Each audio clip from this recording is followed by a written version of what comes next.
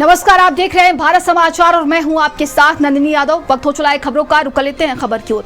और संभल से ये बड़ी खबर सामने आ रही, जहां पर संभल की डेमोग्राफिक रिपोर्ट ने इतिहास और वर्तमान की राजनीति में हलचल मचा दी है। बाबर कालीन संदर्भों और हरिहर मंदिर के अस्तित्व से जुड़े साक्ष्य सामने आने के बाद धार्मिक अस्मिता का प्रश्न एक बार फिर से गर्मा गया है। रिपोर्ट में ये भी बताती है कि आजादी के समय संभल में जहां हिंदुओं की आबादी 45% थी, वहीं अब ये घटकर मात्र 15% रह गई है। ये गिरावट दंगों, पलायन और दशकों से जारी तुष्टीकरण की राजनीति का परिणाम बता रही है। डेमोग्राफी का ये बड़ा बदलाव न सिर्फ स्थानीय समाज की तस्वीर बदल दिया, बल्कि आने वाले दिनों में ये राष्ट्रीय बहस का भी केंद्र बन सकता है।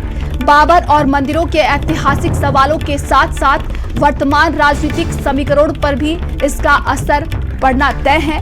और संभल की ये रिपोर्ट मानो दबी बोतल से बाहर निकाल आई हो, जो आने वाले समय में बड़े राजनीतिक भूचाल का कारण बन सकती है। और ज्यादा जानकारी के साथ संवाददाता सुनील राघव हमारे साथ जुड़ गए हैं। सुनील, क्या लगता है किसी साजिश के तहत किया गया है कि वाकई में ये जो रिपोर्ट सामने आई है, जो भी ये खुलासे हो रहे हैं, क्या इस पूरे घटनाक्रम की क्या पीछे वजह बताई जा रही है? जी, मैं बता दूं, ये जो मामला है यहाँ पर संभल में बताते हैं, पहले हिंदू आबादी ज्यादा हुआ करती थी। जब देश आजाद हुआ था तो वहां पर बताते हिंदू आबादी बाहुल थी और जो अल्पसंख्यक हैं वो अल्पसंख्यक थे।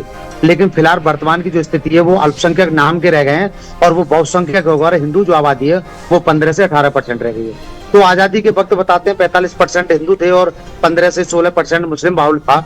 लेकिन अब मुस्लिमों की आबादी ज्यादा हुई और इसी को देखते हुए जो बाबर की जो धार्मिक स्थलों पर कब्जे का जो मामला है, इस रिपोर्ट को लीक जो खबरों के सूत्र के हवाले से मिल रही है कि डेमोग्राफी की गई है जो सौंपी गई है और लीक का जो मामला आ रहा है, तो बताया जाता है कि जो जामा मस्जिद बताते हैं इसको जो विवादित ढांचा कोर्ट ने घोषित कर रखा है वो हरिहर मंदिर होने के प्रबल संभावना है। और जो साक्ष्य हैं वो बताते हैं रिपोर्ट लीक होने से सनसनीखेज खुलासे की ओर बढ़ रहे हैं। तो सबसे बड़ा सवाल ये है कि जो पीछे सरकारें रही या जो शासक रहे या जो राजा रहे, उन्होंने वहां पर हिंदुओं को वो काम किया, जो हिंदू की आबादी थी वो घटती चली गई और मुस्लिमों की आबादी थी वो बढ़ती चली गई। और एक तरह से जो हिंदू, अगर ये रिपोर्ट जो लीक है इस पर अगर बात की जाए तो जो हिंदुओं के जो धार्मिक स्थल थे, इस रिपोर्ट से ये भी सवाल खड़ा होता है कि धार्मिक स्थलों पर परिवर्तन लाने का काम किया गया और वो उनको मुस्लिम धार्मिक स्थल बनाने का कदम उठाया गया।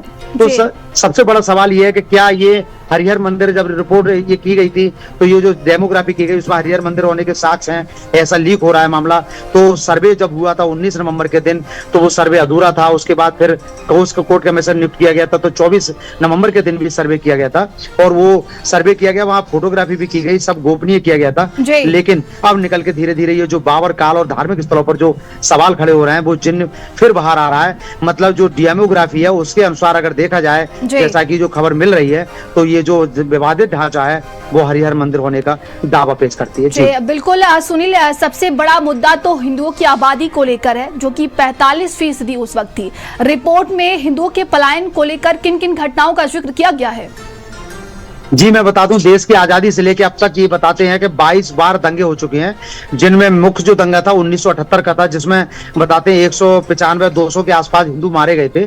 उसको लेकर के जो हिंदू थे कुछ शहर से पलायन करे गए, कुछ मोहल्ले से पलायन कर गए। अभी पीछे जब ये दंगा हुआ था तो जो प्रशासन था उन्होंने सर्च ऑपरेशन चलाया था, तो उसमें एक मंदिर, कार्तिकेय मंदिर भी मिला था जो 46 साल से बंद था। तो आप अंदाजा लगाइए कि उस मोहल्ले में कोई भी हिंदू नहीं बचा था, सिर्फ वो मंदिर था जिस पर अवैध कब्जा दूसरे समुदाय का था। अब वो दूसरे समुदाय का कब्जा हटाएगा। तो इन चीजों से जो घटनाएं सामने आई, उनसे ये लगता है कि जो पीछे की जो सरकारें रही, उन्होंने सिर्फ दूसरा जो समुदाय है उसको बढ़ाने का काम किया और वो काम किया कि जिससे कि हिंदू आबादी घटे और ये एक मुस्लिम जो शहर है वो एक अपनी मैं कहूंगा कि इसको मुस्लिम बाहुल शहर बनाने की कगार पर लाकर खड़ा कर दिया। और आज नौबत ये आ गई कि 45% जो हिंदू थे वो 15 से 18% रह गए और यहाँ पर मुस्लिम जो जनसंख्या वो बाहुल हो गई। मतलब मुस्लिम अल्पसंख्यक के बजाय बहुसंख्यक हो गए और हिंदू अल्पसंख्यक रहकर रह गए। जी बिल्कुल। और आने वाले समय में क्या लगता है देश की सियासत में इस रिपोर्ट का क्या कुछ असर पड़ने वाला है? जी, मैं बता दूं, अब ये जब जैसा कि ये सर्वे हुआ, फिर हाई कोर्ट ने रोक लगाई, फिर जो सिविल डिवीजन आदित्य नारायण उनकी सुनवाई चल रही है, तो वहां पर जो हिंदू हैं, अब के देश की सरकार कहें या प्रदेश की सरकार कहें, उसको ये सिरे जाता है कि उन्होंने इस तरह का कदम आगे बढ़ाया और हिंदुओं के मंदिर, धार्मिक स्थल और उनकी जनसंख्या के बारे में सोचा वहां पर, तो जो वहां का जो हिंदू समुदाय है वो सरकारों की ओर देखता है कि अब हम पुनः उसी कगार पर आने वाले हैं। अगर सरकारें साथ देंगी और धार्मिक स्थल निकलकर बाहर आएंगे तो पूजा पाठ भी होंगे, घंटे घड़ियाल भी बज रहे हैं, और हिंदू जो है वो अब फिर पुनः उधर की ओर मुड़ रहा है कि सरकार मतलब सहयोग कर रही है, तो क्यों ना पुनः अपने शहर में आकर रहा जाए। कुछ परिवार ऐसे हैं जो बाहर चले गए।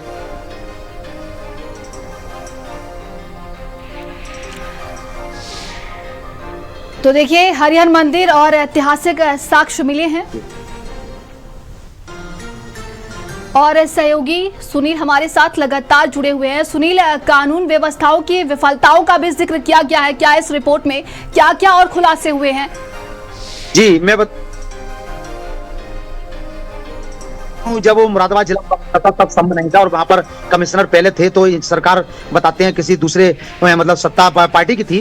तो 1978 में जब दंगा हुआ था तो वहां पर एक क्लोज रिपोर्ट लगा दी गई थी कि यहाँ पर कोई भी विफलता नहीं हुई, और मैं समझता हूँ जो हिंदुओं की संख्या थी में मृतकों की वो भी नहीं दर्शाई गई थी। लेकिन इस वक्त जब हिंसा ये भड़की 24 नवंबर की, तो उसकी जो रिपोर्ट जब दी गई तो संभव मुरादाबाद में भी ये जांच रिपोर्ट निकलवाई गई, और शासन ने, जैसा कि जो प्रदेश के मुखिया योगी आदित्यनाथ जी, उन्होंने भी उस रिपोर्ट पर, पुराने 1978 वाली पर सवाल खड़े किए थे। तो सवाल को लेकर के पुनः उस रिपोर्ट को खंगाला गया, तो बताया जाता था कुछ लोग उसमें मर भी गए जो दोषी थे, और कुछ लोगों के खिलाफ क्लोजिंग रिपोर्ट लगा दी गई थी। मतलब कुल मिलाकर जो दंगाई थे उन्हें बचाने का काम किया गया था, उनको कड़ी सजा नहीं दी गई थी। और इस हिंसा के समय हिंदू के जो परिवार थे, जो बेचारे पीड़ित थे, जिनके परिजन मारे गए थे, वो सामने आए और उन्होंने साक्ष्य भी प्रस्तुत किए, उस समय की मीडिया की रिपोर्टें भी प्रस्तुत की। तो उसको लेकर के शासन में क्या रिपोर्ट दाखिल की गई और क्या चल रहा है, ये अंदर आने वाला जो समय होगा वो बताएगा। जी देखिए, बाबर काल से जुड़े स्थलों का भी इसमें जिक्र किया गया है, वो कौन कौन से स्थान हैं? जी, मैं बता दूं, संभल में सबसे ज्यादा जो शाही जामा मस्जिद जो विवादित ढांचा घोषित किया गया है उसको बताया जाता है। बाबर 1929 में बाबर जब आया था उस समय की बात है, तो बताते हैं ये जो था ये हरिहर मंदिर था, और उस समय दावा किया गया था बाबर ने अपने शासन काल में परिवर्तित करते इसको शाही जामा मस्जिद घोषित किया गया था। लेकिन दूसरा जो समुदाय है वो इसको पुनः शुरू से ही अपना शाही जामा मस्जिद बताता है। लेकिन हिंदू धर्म का जो दावा है, विष्णु शंकर जैन, उन्होंने दावा ये किया है कि अंदर साक्ष्य मतलब सर्वे किया जाए और साक्ष्य भी प्रस्तुत मतलब साक्ष्य बटोरे जाए, एकत्रित किए जाए। तो उनके अनुसार जो रिपोर्ट पेश की गई है कोर्ट में, उसको आने वाला समय बताएगा, और सुनवाई भी चल रही है कि वो अंजाम तक कब पहुंचती है और यहाँ पर क्या क्लियर एकदम निकल करके आता है। जी बिल्कुल, हाल ही के दिनों में भी संभल विवादों में घिरा हुआ था, लेकिन अभी की वहां की स्थिति की बात की जाए तो क्या कुछ नजर आ रहा है?